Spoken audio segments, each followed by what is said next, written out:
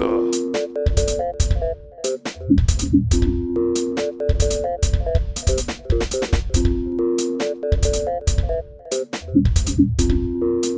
Alright, so our podcast topic today is video game related, because I thought I'd try another one of these. Hold on. Let's do this.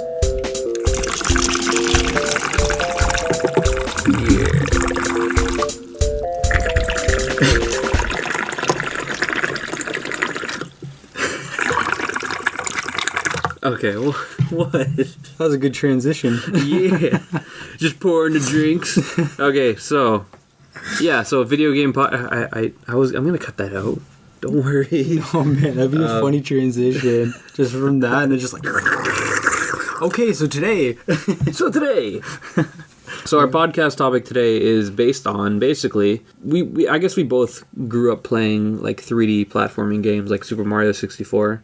Yeah, like this was the original. Here it is, right? We actually have a bunch of games in front of us right now, a whole stack. But no, like we pretty much mainly. This was it. This was the start, right? This one right here, Mario 64. That was like, I swear the N64 was like the majority Nintendo of my 64. childhood. Yeah, Like of childhood gaming. Like I played Super Nintendo for a bit, but we had Nintendo 64 for a while. yeah.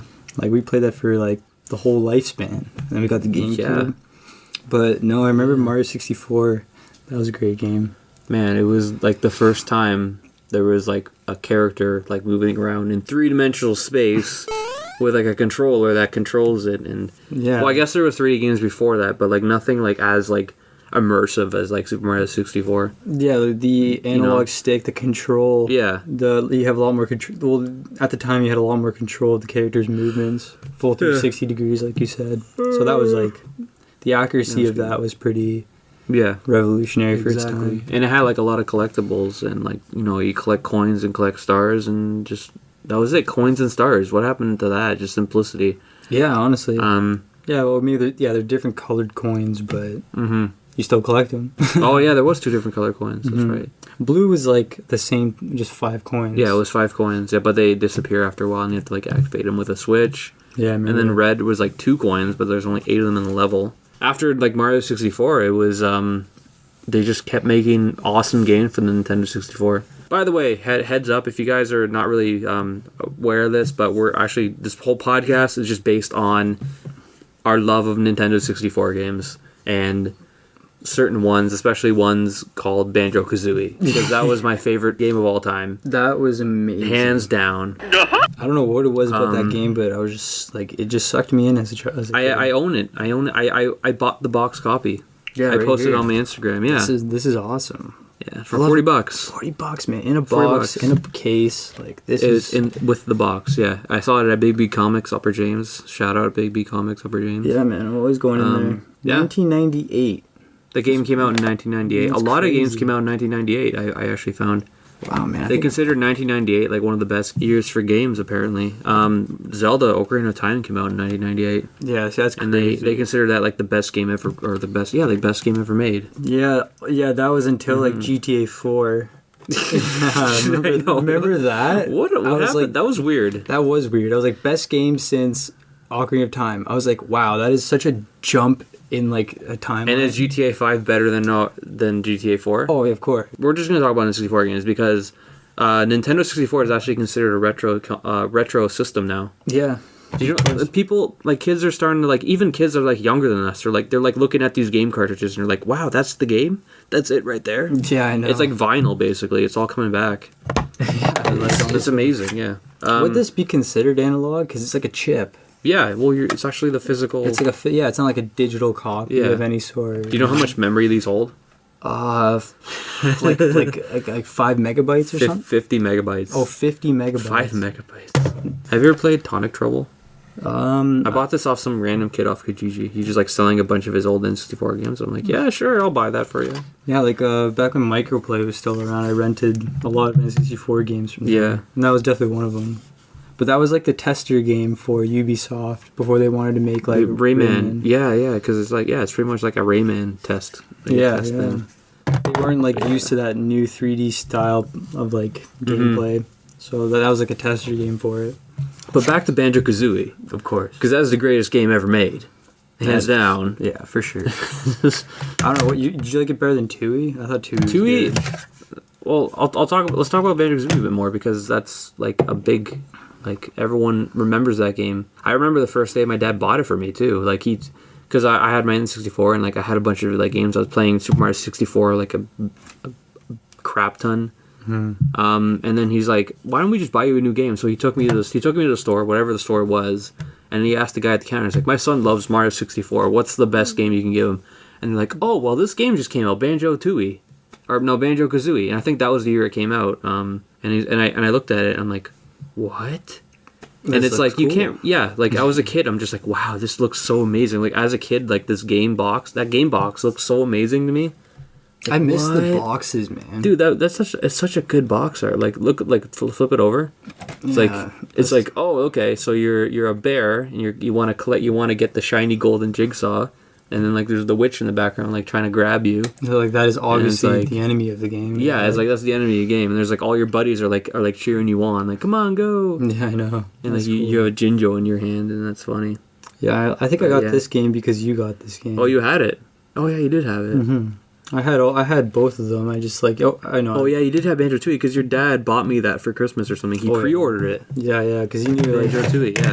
I think we both wanted Tooie that bad, and my dad just knew about it. I just knew about games, like, because I guess I would always like find out somehow. Like, I guess my parents had me subscribe to Nintendo Power back in the day, so like I'd always know about games before anyone else. And even now the internet's out, and I just know about games before anyone else. I don't know how.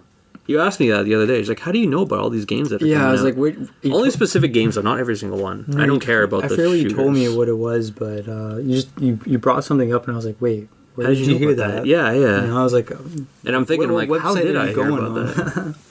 I think I just have like a gift of just knowing when awesome games are going to come out. You have like a sense of like, oh, I should cruise around this website today. I have a feeling. I don't know. But yeah, when Banjo-Kazooie came out, it was like everything about it was great. Like, it was like exploring. It was funny. The game was funny. The characters were funny. Like as a kid, I'm just like, wow, this is great. And the music was good too. Like, I actually enjoyed the music. Yeah, I know. That was like, it was very colorful. Yeah, and the collectibles were good. Like when you see something in the distance, you want to go grab it. It would actually lead you through the level.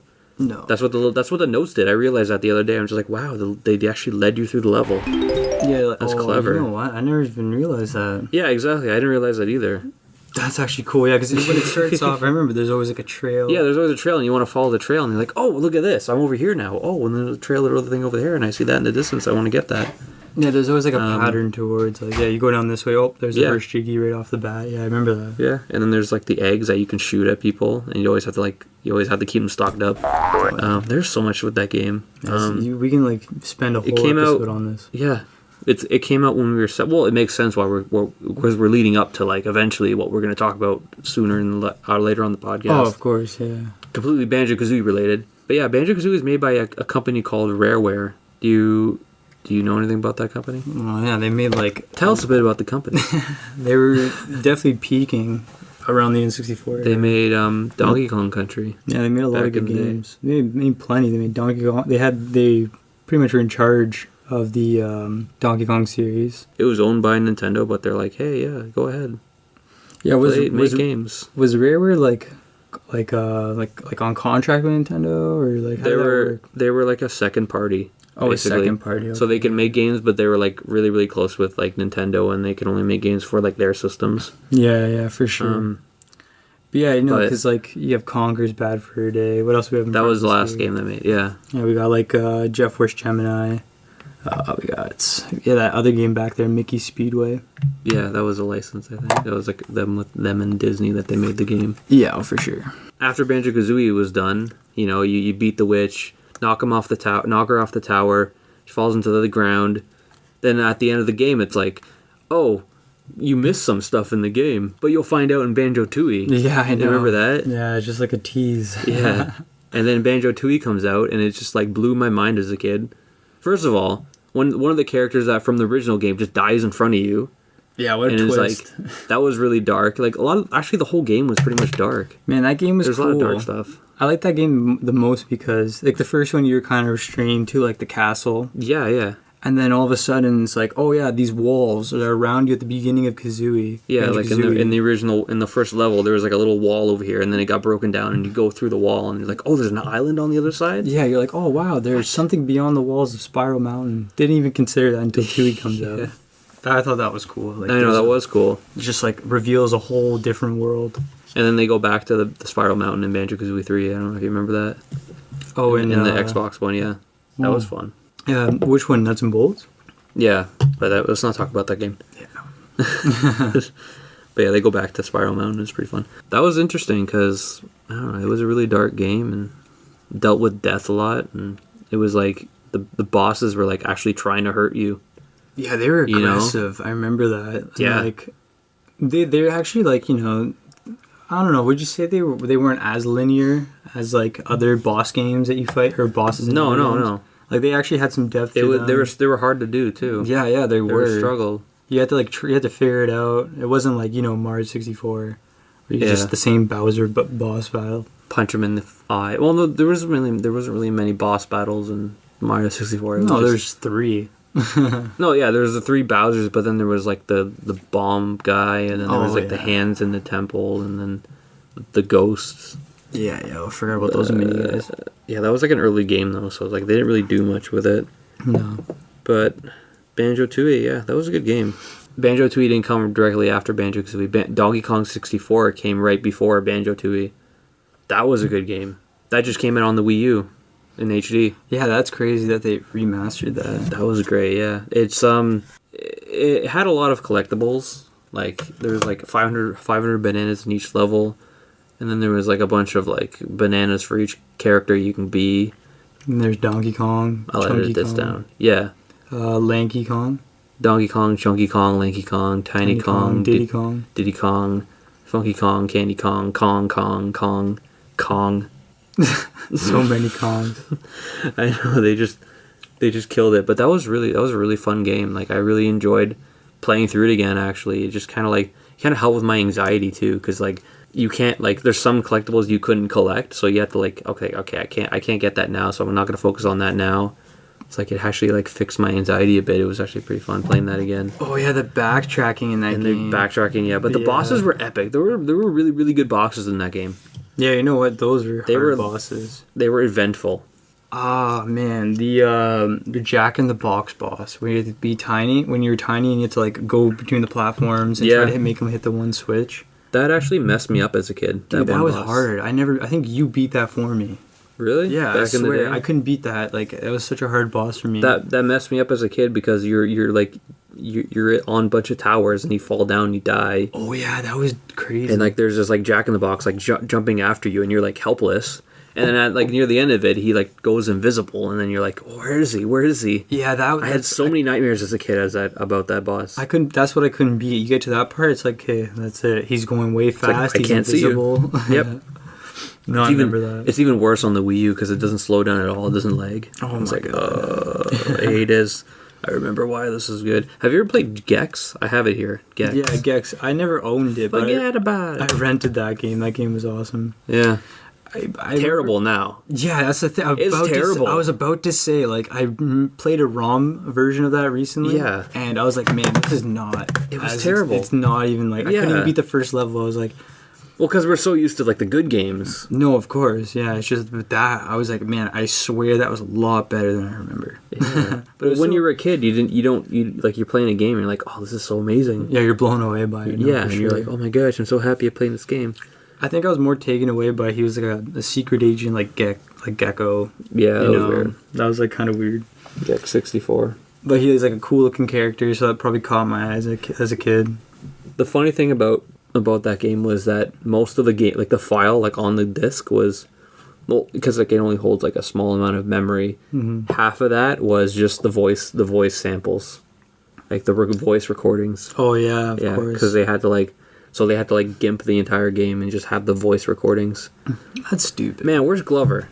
I didn't bring Glover with me. Glover. It's in my N64. That makes sense. Oh, okay, yeah. Ah, Glover. That was such a good game. That game was sweet. I was talking to a kid at my work about it. He played it for the PC. It's not the same. Yeah, it was for the PC too, yeah. Yeah, but it's also for the Dreamcast. Did you know that? Yeah, Or the PlayStation 1, but apparently the PlayStation 1 sucked. Yeah. Oh, anyways, but like we played it for N64 when we were younger. Mm-hmm. My memory of that was your Cottage Sable Beach. My dad rented 3 games, and one of them was Glover, and he pulled him out under the bed. And we were playing Glover on that TV. It was like the boxing game, Glover, and there was one other game we played. Ready to Rumble. Ready to Rumble, that's what it was, yeah. And then Glover, and then what else? I forget what the other one was, but I remember that. That's not like my first experience of Glover. It's amazing that all these games are like rare now. They're worth money. Yeah, they're worth. How much were these when they were like? We bought a bunch of these for $100. We got Gex, we got Earthworm Jim, we had Gomon. And Glover, I think that was all $100. I remember Gomon was $50 off that website. Oh my gosh, this is the second one too. That's Gomon. That one's worth Gomon's more. Great Adventure. Yeah, well, I'm not gonna sell it. I'm not gonna do anything with these. I'm saving these now. I literally had that game until it broke. It just stopped working one day, and that was it. Wow. Yeah, my Pokemon Stadium was like that. Yeah. Do you remember when we bought this? We got it from Letterbox downtown. Shout out Letterbox. Yeah. Shout out. I bought this, and you're like, oh, okay, yeah, it's just a racing game. And I bring it home, play it, and then it has the Rareware logo. Yeah, I know. And you're like, wait a second. That's why it's a Rareware game. That's why I played it so much. I was like, why do you think I bought it, Mike? You think I want to play like a Mickey Mouse game? Yeah, it was good. Earthworm Jim. Rockstar made Earthworm Jim 3D for the N64. Yep, that was a good game, Earthworm Jim. I don't know if you... That's crazy. I rented this game as well. You had it. That's why I wanted to buy it again. Mm-hmm. The whole game, you're in Earthworm Jim's mind. Yeah, that was you're cool. basically he's like dying on his deathbed, and you're trying to like battle through his bad memories. Yeah, that was it was pretty morbid. Yeah, it's a weird story. It was pretty weird. I played the Genesis version.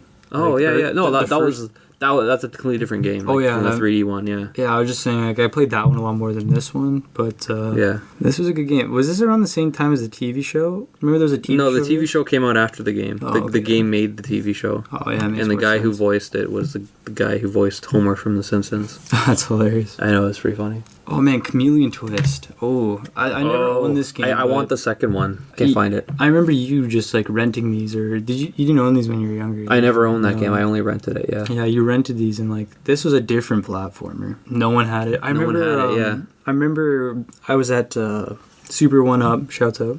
Shout out Super 1-Up. And you know how you texted me, like, a list of games before we bought those ones off that website? That was on the list, and I mentioned that to him. He's like, wow, that's a really good game, but I don't have it. Yeah. I can't wait until I finally find Chameleon Twist, too. I also want Bomberman. Any Bomberman.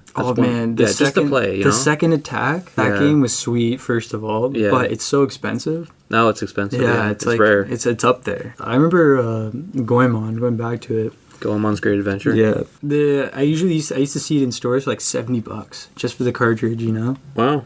So we got a pretty good deal on that. Damn. I wonder if the people like dig this Nintendo 64 episode. Oh yeah, like people our age would. I don't see why not. Yeah, true. Just waiting for feedback. Yeah. Feedback much appreciated. Anytime. Diddy Kong Racing. That's a good one. Now that game. That was a good one. I think I played that really recently.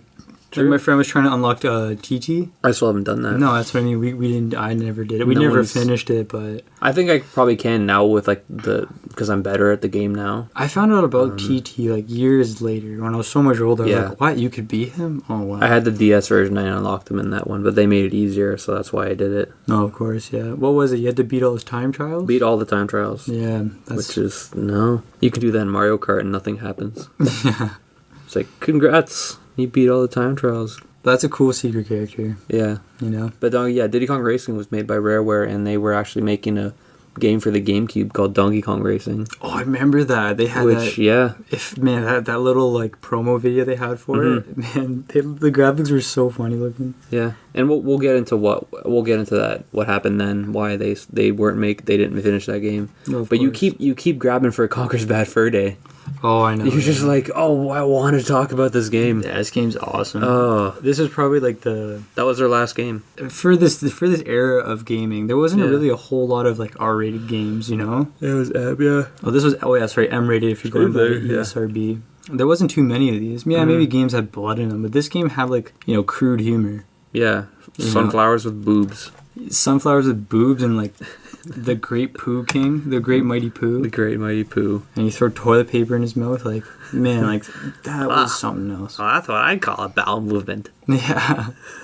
And like, oh man. And then the Saving Private Ryan spoof and the Matrix spoof. Oh, it was such a good hilarious. game. And then was it the Resident Evil spoof? Or yeah, they had a Resident Evil. Yeah. Oh, that's right. Yeah, that was cool. That game just made fun of everything, and it was just like it was so fun to play because like you collect like stacks of money, and he's like the money like talks to you, and he's like, "Hey, you're looking for me," and then every time he like conquers you, like he has like the dollar signs in his eyes. It was so cartoony. Or yeah, like the censor. There's like they censor out the swearing. Yeah, they censor the swearing, but apparently you can like uncensor. You can actually unbleep them. Oh yeah, there's like a cheat code for it. But you have to use your cheat code. Yeah. Yeah. Was it the Game Shark, or did you unlock the cheat code by? Yeah, I think it was you had to like use a Game Shark or something. Oh yeah. Okay. To get the swear words, because like as soon as they shipped the game, they're like Nintendo's like, no, you can't. No, you're not gonna swear in one of our games. Are you kidding me? No, I can see that. Yeah, I just remember the money, just like calling you a greedy like bastard or whatever. I was gonna say that was a really really good game and surprised a lot of people. What were you gonna say? But yeah, about this game, like you saw the beta 64 on YouTube for this game, eh? The videos online of like, yeah, it was originally a game called Conker's 12 Tales that was supposed to come out before Banjo-Kazooie. It was the cutest platformer you've ever seen. Yeah, it was totally different. If you check that video, you'll see the comparison is like ridiculous. They took a complete like 180 with that. They didn't want to put it out because back in the day, like the colorful collectathon pop platformers were like the shooting games of like today. Yeah. It's amazing how everything changed, but I really dig those style of platformers. I wish they'd made more, but after like Super Mario Sunshine, I think for the GameCube, they just died. And then they made Sonic Adventure, but doesn't really count. Yeah. That was like almost it wasn't the same time. Yeah, but yeah, Conker's Bad Fur Day, that was a big deal because a lot of people thought that it was a kid's game, but it ended up not being a kid's game because it had like all the alcohol reference and the sex references and stuff. Oh yeah. So like that game like got returned a lot. It actually had a 512 megabyte card, which is why it was so expensive and why they didn't make as many. Yeah, and it was one of the few games that needed the expansion pack that came out. Did it really? Yeah, because it had the voice acting on it, right? Yeah, and it needed that expansion pack for the voice acting. I thought that was cool. So if you put it in without the expansion pack, you won't hear the voice? I don't think it will even boot. True. Yeah, it's like if you were to do it with Donkey Kong 64, that little like red cartridge thing will be spinning on the screen. It was funny because when the game came out, they were like, expansion pack, better graphics, and I'm just like, what are graphics? Yeah. I was like asking my parents, what are graphics? And then they also made Jet Force Gemini. Oh, that game, dude. That game was so hard. How far did you get in that game, realistically? I played it once when I bought it. I saw it at EB Games, like in the used game bin. And I'm just like, Jet Force Gemini, I'm buying that right now. I don't know why someone would trade that in. It's at EB Games. It was just at EB Games. EB Games and Ancaster, just in like a little bin. Remember when they still had N64 games and they would have like Madden and NF and like the hockey games? Just sports games. They had that and like Body Harvest, and I'm just like, these should not be here. Yeah, they should be at home. I am so lucky to be the first person to see this. Yeah, but Jet Force Gemini, that was like a one-of-a-kind kind of a game. Yeah. Like a third-person shooter. And like, it was hard, man. Like, there would be hordes of those alien ants and stuff like that. And like, man, they would just, so many of them would come at you and like die. Oh, the weapons were cool in that game. The 3 characters you can select. I like that game. I didn't get far, but it was fun. I was back in the day. True. And that leads us to today. In 2013, there was a game called A Hat in Time. I'll just start with that. A Hat in Time came out, and it was basically a bunch of kids were like, hey guys, so no one's made 3D platformers anymore, so let's make a 3D platformer. And then they like asked for people to back them. And I actually threw $20 at that. I'm like, yeah, sure, I get the whole game when it comes out, and no, I know. It's good to back people on Kickstarter. Well, now that they've also come out and said that they're like they have to pull back on all the things they promised, which is not cool. Like, so it's only coming out for PC. It's only coming out for PC, but you know, whatever. But did they hit the stretch goal? They hit all stretch goals, but now they're like oh, by the way, that's not going to happen. Oh, that's not going to happen. Which is like something that people on Kickstarter people are doing that now, which sucks. That's stupid. There was a game that actually it was supported by like the guy who made Fable, and they basically ran out of their money and the game's not coming out. So all the people who like back this project are not going to get the game. See, that's when people are going to get mad. Yeah, and there's no legal way for like anything to for them any justice to be had basically. Yeah, it's ridiculous. Because you're basically donating money to them and like you don't have no like control over it. Mm-hmm.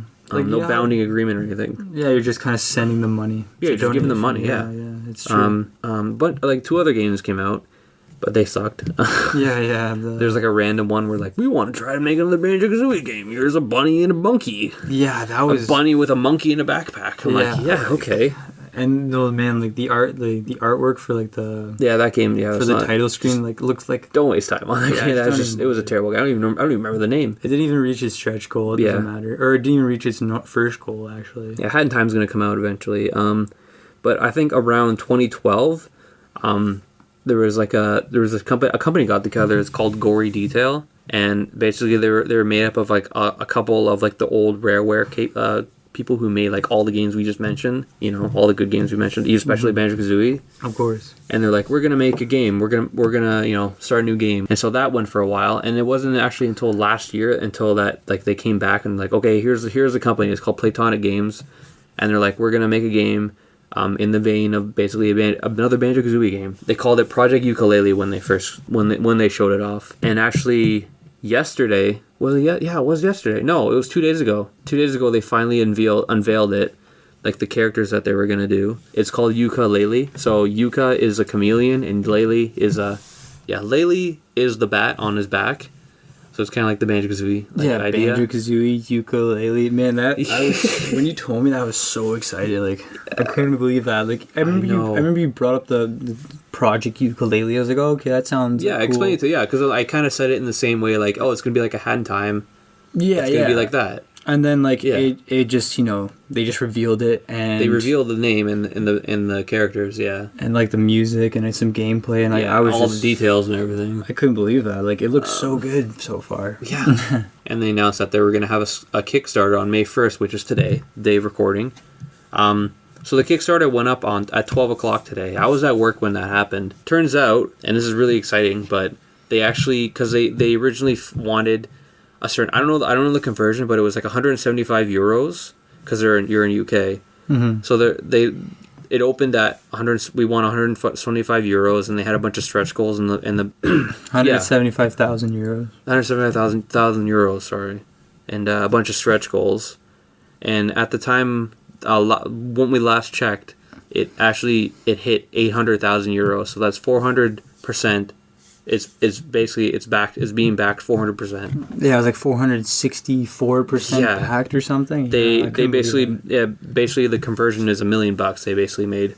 Yeah, so they made like $1 million and like they got backed $1 million. I don't know how much that's going to taxes, but basically the game's coming out. Yeah, the game is definitely coming out. Like and there's demand. People want this game. Oh, for sure. And like the farthest the stretch goal went was $1 million, and they were gonna promise it to be €1 million, and they're gonna promise it to be on like every single system on the first day. Yeah, and it's gonna hit that. It's got 45 days to go.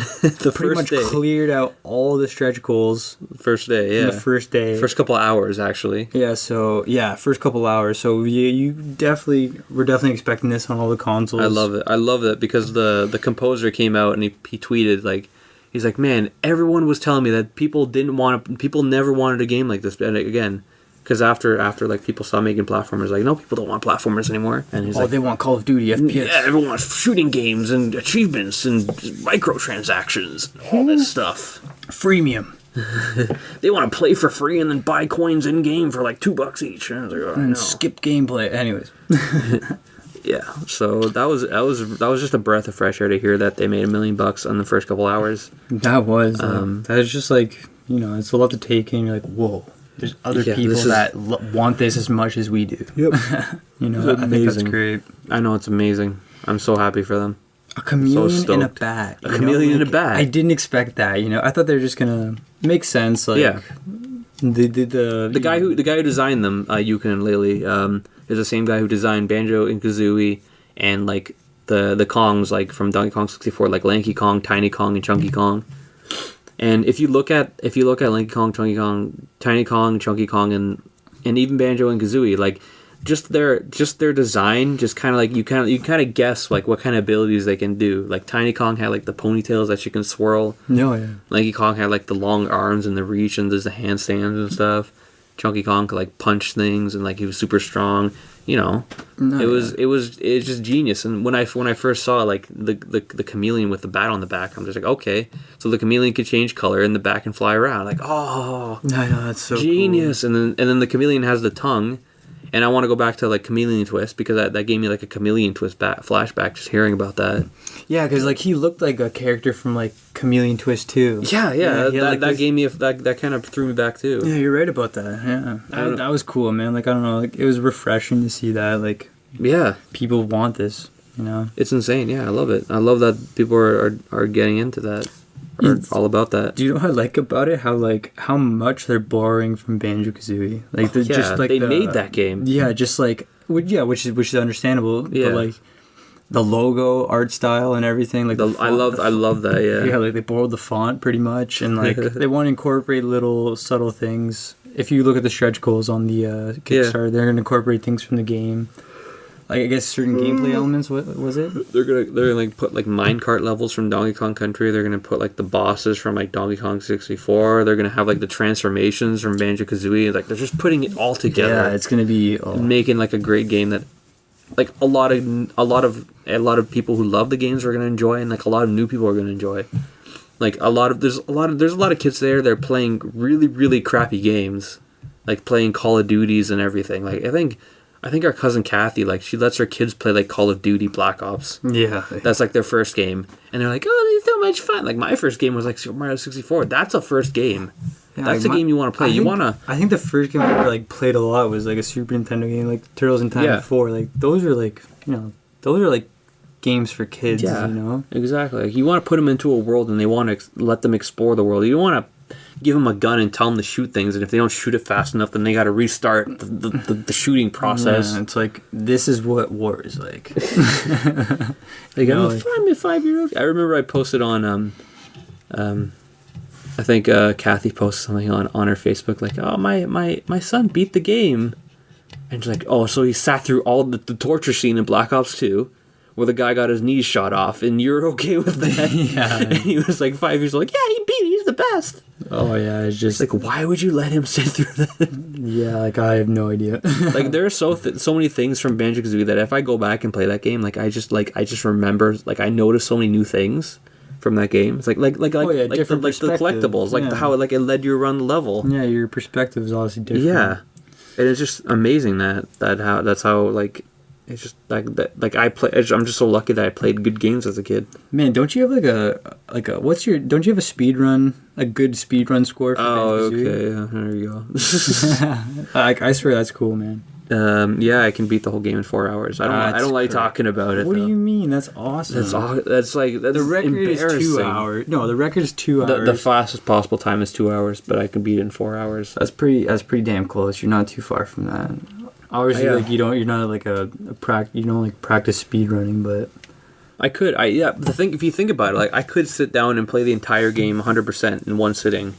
You can 4 hours, like yeah. I put time into games like that and don't beat it. So I can see that. But it's all kind of like mentally, I'm not really there because every time I finish a level, I want to put the controller down and just kind of like think about what I just did. I'm like, okay, that was a good level. I'm thinking about like all the things I did in that level. Yeah, I don't want to be like, okay, done level, next level, okay, next level, okay, next level. You know. Yeah, speedrunning is for like unless I'm depressed and I'm like I don't want to be thinking about a certain thing. Yeah, I'll play the whole game twice. Yeah, but speedrunning is like for the gamer who's beaten that game over and over and just loves the game so much that he wants to set some record for it. Yeah, exactly. Or he just streams on Twitch and he wants to speedrun. Yeah, exactly. But yeah, that was very good, and that was a very good game. And I'm looking forward to Yooka-Laylee a lot. Like, comes out October. Well, they wanted to hit October 2016 for the release. Yeah. But I can wait. Like, no rush. Like, look, when that game is ready, finish it. Yeah. Yeah. Like, don't rush it, because I want that game to be like perfect. It looks great already. Mm-hmm.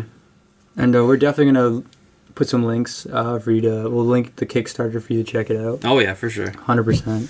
because we're really excited about this. I wanted to talk more about Donkey Kong 64, but I talked about a lot in the Interactive Experience podcast I'm also on. Oh, okay. Yeah. Like, I gave him, like, a whole, like... because I just finished playing that game, and I told him, like, I was so happy to play this style of game again. It just got me some more excited for Hat in Time and then this Project the Yooka-Laylee thing. Yeah. But if I get a job, you know, I won't have time to play these games anymore, so that's the thing. Oh, if you get that job. If I get that job, yeah. For sure, I can see that. Yeah. Well, you'll be working 9 to 5, driving back.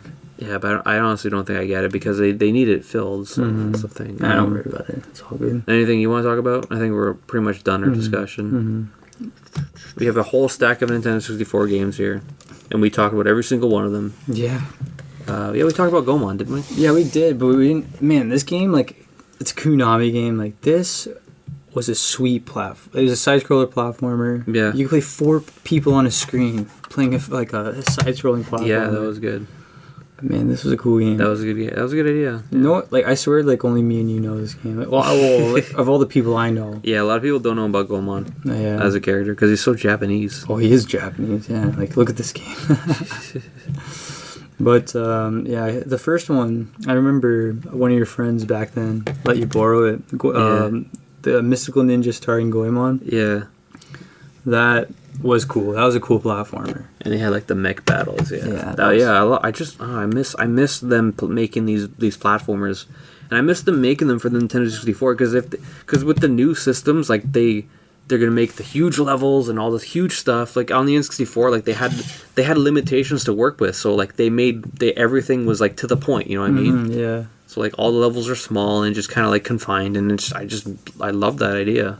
Yeah, I swear like games. You know? Yeah, I know, me too. I swear like the new games now, it's like if everything's like a lot of games are first person. Yeah. So if like Destiny, if it's a huge open world, you can jump around, jetpacks, like that's pretty much how platformers are now, like first person. You ever play Mirror's Edge? No. That parkour, like first person game. Yeah, true. That's like a first person platformer. What about Metroid Prime series? That's like a first person platformer. So like, it seems it seems to have gone a different route. Yeah, but true. You know, I swear, Yooka-Laylee like is gonna like bring back that like genre. Yeah, it's gonna like resurrect it. And then a lot of companies are gonna see like, oh, people actually want to play these games again. Well, man, you know what I mean? Like in the first day, in the first couple hours. Yeah, like you almost hitting €1 million. They hit $1 million. They hit $1 million, but 800,000 euros. Like that's amazing, ridiculous, man. I know. So like, if that's not like an eye opener for the wake up call, for the industry or whatever. I don't know who's on the top right now. Yeah, like Activision. EA, whatever. Exactly, Nintendo, EA, Ubisoft. But the thing is, though, like. Video games today are all by the numbers. They're all like, okay, what will sell 1 million copies? Yeah, everything is just kind of like, okay, it's got to have guns, it's got to have this, it's got to have that, it's got to have action. It's everything just kind of like all these games, like they seem like they're made for like basically everyone and their mothers. Whereas like these old like Nintendo 64 games, I feel like they're like personally made for like, you know, the kind of games that we as a kids we wanted to play. Yeah, it's like it's like playing with toys, you know, like you're moving little characters around and like, you know, exploring worlds like we used to do with our toys. Yeah, exactly. Like we didn't like throw things at each other like first person. Like we had first person games on the not too many on the N64, like GoldenEye. Yeah. GoldenEye was a good one. That was one of like the better ones, and Perfect Dark. Also, those are both Rareware games. Exactly. Yeah. Like, shout out Rareware. Yeah, like those are definitely the better first person shooters for that console. But there weren't too many. Like this style of platformer was very dominant in that era.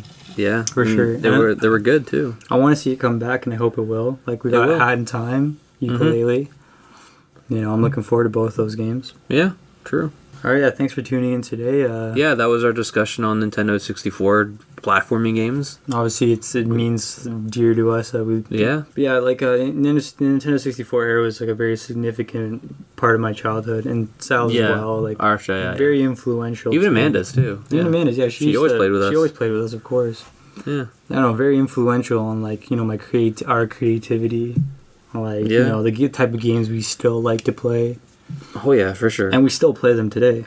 We just bought a bunch of new games. Yeah, but for N64. Yeah, thanks for tuning into Just Saying Podcast, Mikey G. I'm Sal, your pal. If you guys like these types of like off-topic podcasts, let us know. Yeah, give us a shout. Give us some feedback. Give us a shout. For sure. I'm at Mikey G on Twitter. I'm Sal3302 on Twitter. At Twitter. We're eventually going to make a Just Saying Podcast Twitter account. We'll put that in the description when it's done. In the future, we're going to do it. No, for sure. We still got some stuff to work out, but yeah, no, not to worry. Yeah, but for now, hit us up on there. For sure, yeah. And if you like hearing us talk, download our older podcasts, and you can listen to those on your drive to work or wherever you do.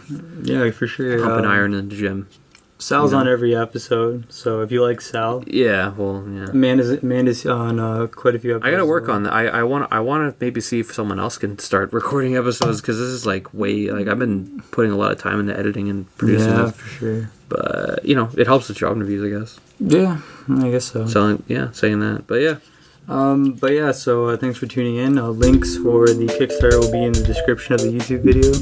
For sure. And thanks for tuning in. Nintendo is the best company ever. Yay. Oh, I love Nintendo games so much. They're just Nintendo fans. Collecting things. I don't know what you said. Okay.